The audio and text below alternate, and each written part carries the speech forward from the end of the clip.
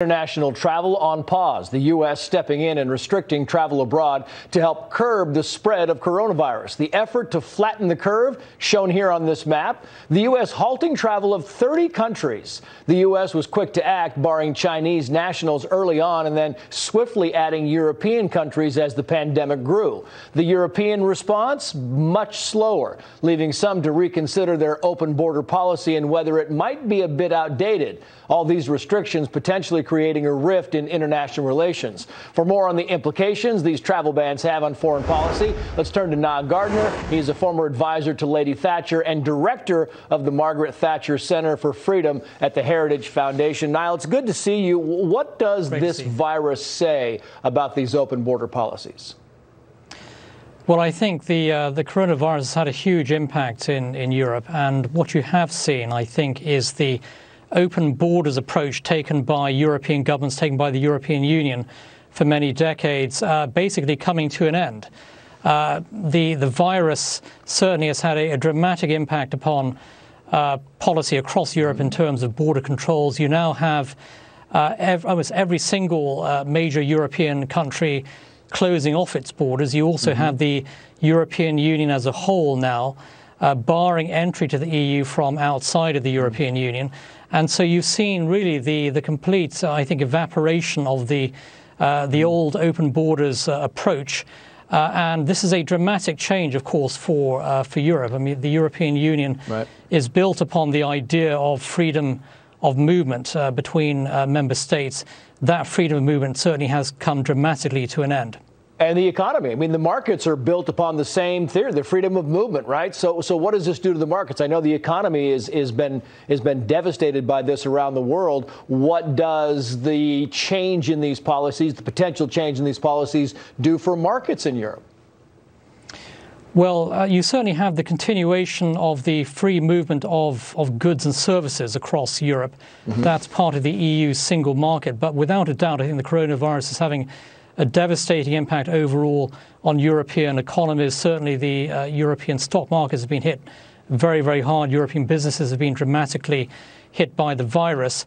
And I think that you are going to see a totally different approach being taken by European leaders in the coming months. And I think that what the virus impact has demonstrated is the importance really of nation states. So the supranational European Union has looked increasingly irrelevant with regard to the whole crisis situation in Europe. You now have European governments who are taking center stage in terms of action dealing with the virus.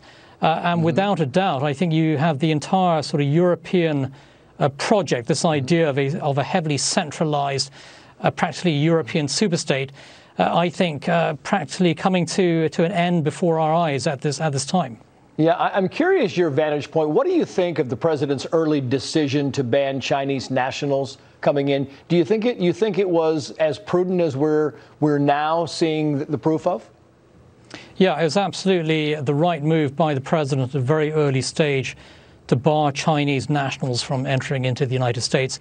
If European governments had taken the same decision many weeks ago, I think the scale of the spread of the virus certainly would have been far more limited in Europe. And I think decisive action actually by the United States government has made a real difference here in the United States. And if you look at the situation, for example, in Italy, France, Germany, Spain, an incredibly serious situation at this time.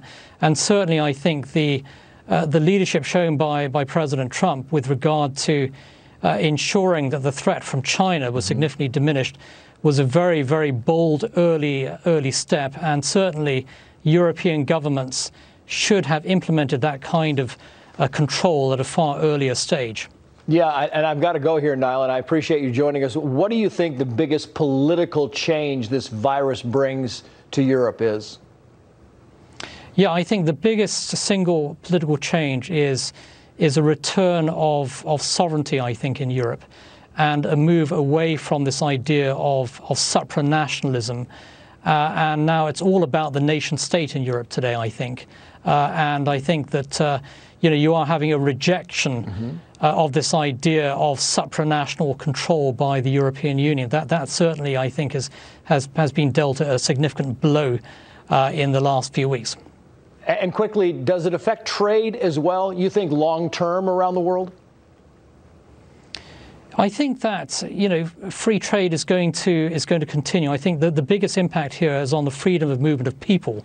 There's no doubt about that. But I think that trade is going to continue. But certainly Europe is taking a big economic hit at this time, and I think certainly transatlantic trade is taking a significant hit as well.